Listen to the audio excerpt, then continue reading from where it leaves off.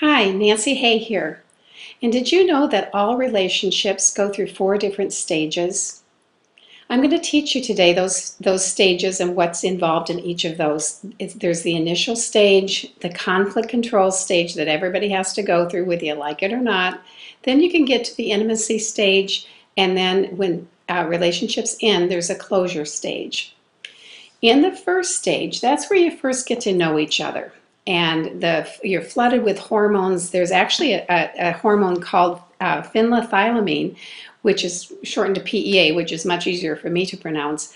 And that's where your brain just floods with chemistry. And it's the high endorphins that go right to the same receptor sites that cocaine go to. So when you feel crazy in love and that really initial sort of excitement that you have in a first romantic relationship, a lot of that's brain chemistry, and that will actually, unfortunately, go away after a little while.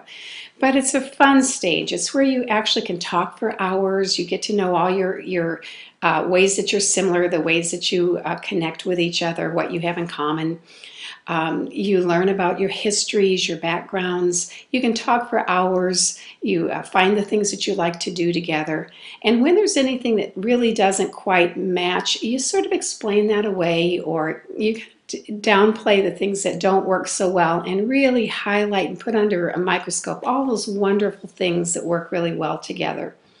And in that first stage, as you go through that, you are really kind of crazy in love. And that's part of why we get blinded by love and by lust.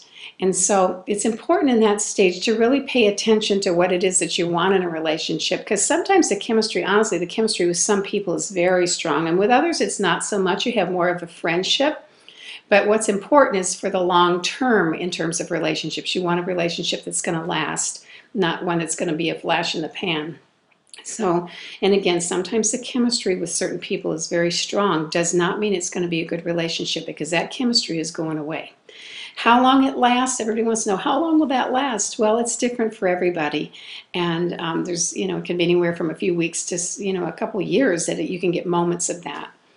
What happens in the first stage, though, is you start switching chemistry to the oxytocin, which is more of the bonding chemical. So you have the PEA, which is high and exciting and jazzed up, and then you start to create, through bonding, an oxytocin, which is the hormone that helps you to bond. It's the same one nursing mothers have.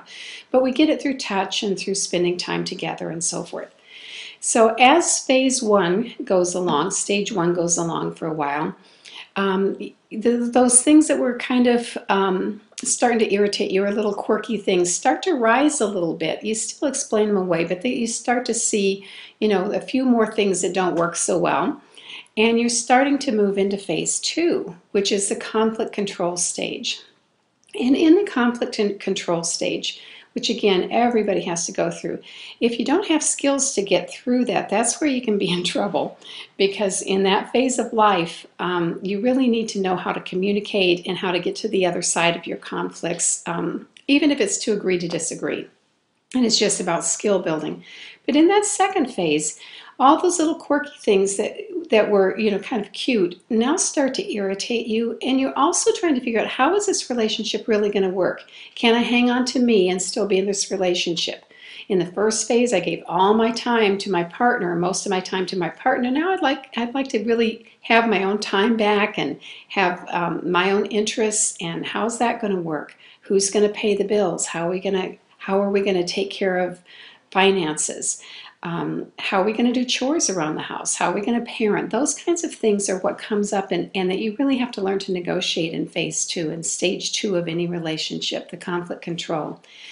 The challenge there is to really learn the skills you need to get through to the other side. All right, so as that phase, a lot of people get stuck in that stage of relationships, by the way. You've seen couples that are like we call the Bickersons or something. They're just constantly just nitpicking, and they're barking at each other and so forth. Lots of people get stuck there for long periods of time. Other people, this is where they leave. This is where they skip stage three and go right to stage four, and they do the closure piece, and they get out of the relationship. If you can learn the proper skills to get through it, you're going to have a good chance of having the third stage, which is really a wonderful stage. It's the intimacy stage. In that stage of the relationship, it's really comfortable for the most part. You really know each other pretty well. You've got a good combination of independence and interdependence. So you have that ability to take care of yourself, but also be there for your partner.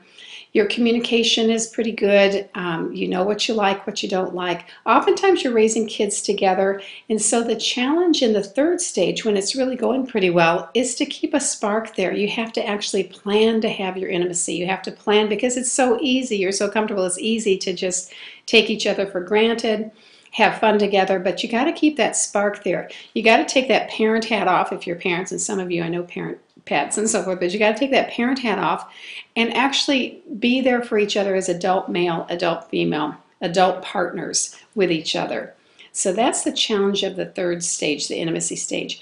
That stage can actually get taken back, right back to stage 2 with the birth of a new child, a major move, some major change in your life can actually take you back to stage 2, where you renegotiate and come back to stage 3.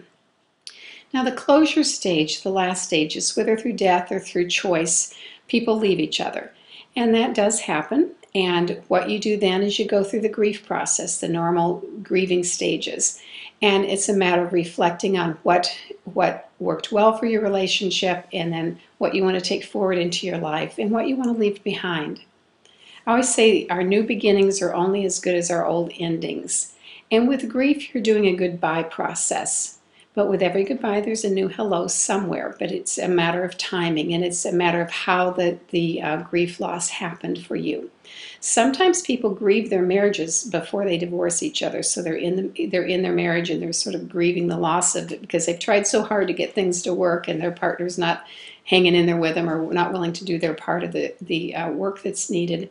So they begin to grieve before they actually leave each other.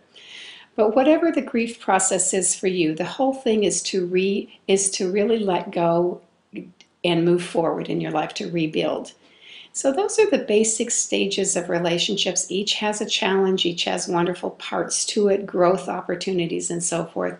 So my hope for you is that you'll understand the stages, that you won't freak out when you're in stage 2 and all the chemistry is gone and you go, what happened here?